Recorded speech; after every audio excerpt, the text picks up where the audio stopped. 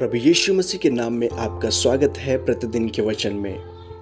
मेरे प्रिय, हो सकता है आज आप थके हों क्योंकि आपकी सेवा पर किसी का ध्यान नहीं, आपकी दया को हल्के में लिया जाता है या इस संसार की नज़रों में आपके सालों की चुपचाप आज्ञाकारिता छोटी लगती है। इब्रानियों को लिखने वाला लेखक ठीक ऐसी ही थके हुए दिल से बात कर रहा है। जब हम इब्रानियों अध्याय 6 पढ़ते हैं तो हमें इसमें पीछे हटने, सुस्त पड़ने और धीरज खोने के खिलाफ चेतावनी मिलती है। लेकिन यहाँ पद 10 में अचानक से हमें एक दिलासा भी दिया जाता है। यहाँ पौलुस प्रेरित कहता है, क्योंकि परमेश्वर अन्यायी नहीं है कि वे तुम्हारे काम और प्रेम की मेहनत को भूल जाए जो तुमने उसके नाम के प्रति दिखाया है। इस तरह की तुमने पवित्र लोगों की सेवा की और अब भी कर रहे हो। मेरे प्रियो, परमेश्वर अन्यायी नहीं है कि वे भूल जाए कि तुमने उसके नाम के लिए क्या किया है। परमेश्वर अन्यायी नहीं है। ये जो फ्रेज है, ये जो वाक्यांश है, ये बहुत शक्तिशाली है। इसका मतलब है कि परमेश्वर ऐसा कोई काम नहीं करेगा जो उसकी अपनी वफादारी और प्रेम के स्वभाव को तोड़े। उसने उन लोगों को अनुग्रह का वादा किया है जो मसीह में है, और उसने विश्वास में किए गए कामों को याद रखने और उनका प्रतिफल देने का वादा किया है। इसलिए नहीं कि हम प्रतिफल के हकदार हैं, बल्कि इसलिए कि उसका अपना वायदा टूट जाएगा अगर वह उसका सम्मान नहीं करेगा जो उसकी आत्मा ने हम में उत्पन्न किया है। परमेश्वर के सामने डींगे मारने का हमें कोई अधिकार नहीं है। हमारे सबसे अच्छे काम भी उन कामों के आगे छोटे पड़ जाते हैं जो आपने नहीं किए हैं, और आपकी हर ताकत उसी से आती है। फिर भी परमेश्वर अपनी दया में अपने लोगों के कामों का प्रतिफल देने का वादा करते हैं। अपने वायदे के कारण वह किसी भी मनुष्य का ऋणी नहीं रहेगा। मेरे प्रिय, आपका काम, आपकी सक्रिय आज्ञाकारिता का पूरा जीवन है।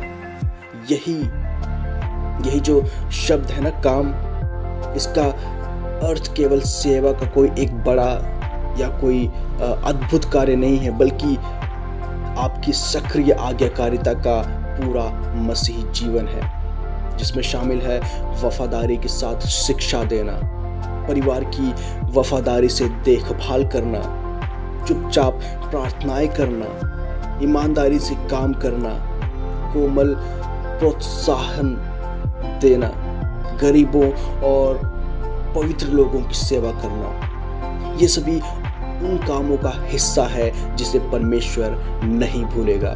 तब भी जब तुम्हें लगे कि तुम बस किसी तरह टिके हुए हो, परमेश्वर तुम्हारी वफादारी को देखता है। वह केवल जोरदार दिखाई देने वाले पलों पर ही ध्यान नहीं देता, वह उन अनदेखी साधारण आज्ञाकारिताओं को देखता है जो आप उसके नाम के खातिर करते हैं। ये जो फ्रेज है ना, प्रेम का परिश्रम, आपकी सेवा के इंटेंट की ओर इशारा करता है, उसके उद्देश्य की ओर इशारा करता है। परमेश्वर के लिए प्रेम और उसके लोगों के लिए प्रेम। यह अध्याय कहता है कि आपने ये प्रेम उसके नाम के प्रति दिखाया है, यानी इसलिए कि वह कौन है और उसके नाम की महिमा के लिए। संतों के प्रति आपकी दया भाव तालियां बटोरने के लिए नहीं, बल्कि मसीह का सम्मान करने के लिए की जाती है। जब हम शुरुआती कलीसिया के बारे में पढ़ते हैं तो हम देखते हैं कि विश्वासी संतों की व्यावहारिक तरीकों से सेवा करते थे, आर्थिक मदद करते थे, उनकी अच्छी मेहमान नवाजी करते थे और उनके दुख तकलीफों में उन्हें सांत्वना देते थे।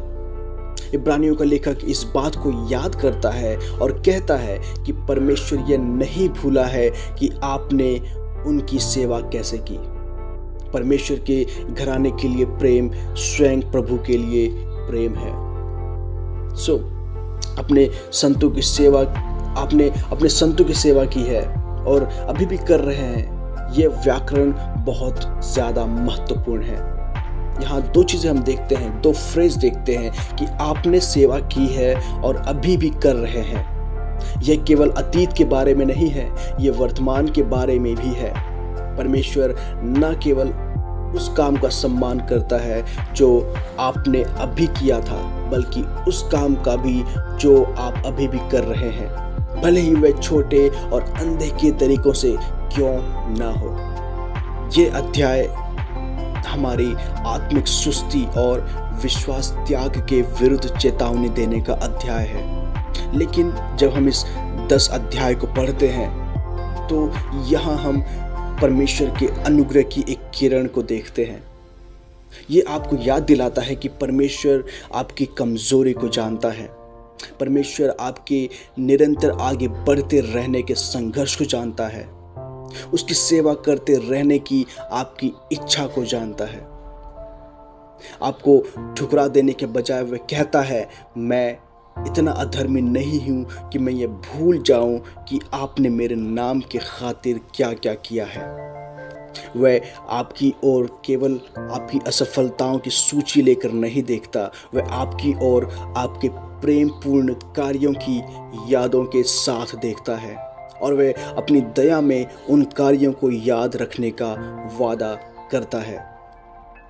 आइए प्रार्थना करें और मैं चाहता हूं कि आप अपने हृदय में इन शब्दों को दोहराएं। हे पिता परमेश्वर, मैं विश्वास करता हूं कि मुझे अक्सर ऐसा लगता है कि मैं आपके लिए जो कुछ भी करता हूं उस पर किसी का ध्यान नहीं जाता, लेकिन आपका वचन कहता है कि आप अन्यायपूर्ण नहीं हैं, कि आप मेरे काम और प्रेम भरे परिश्रम को भूल जाएं। और जिस तरह मैंने संतों की सेवा की है और अब भी कर रहा हूँ, आप मेरी छिपी हुई सेवा को देखते हैं, आप मेरे शांत प्रार्थनाओं को सुनते हैं, मेरे विश्वास योग्य शिक्षा को और दया के उन छोटे छोटे कामों को जो मैंने आपके नाम के खातिर किए हैं, आप सब देखते हैं। पिता, आप अधर्मी नहीं हैं। आप अपने उस वायदे के प्रति विश्वास योग्य हैं कि जो लोग विश्वास के साथ आपकी सेवा करते हैं, आप उन्हें प्रतिफल देंगे।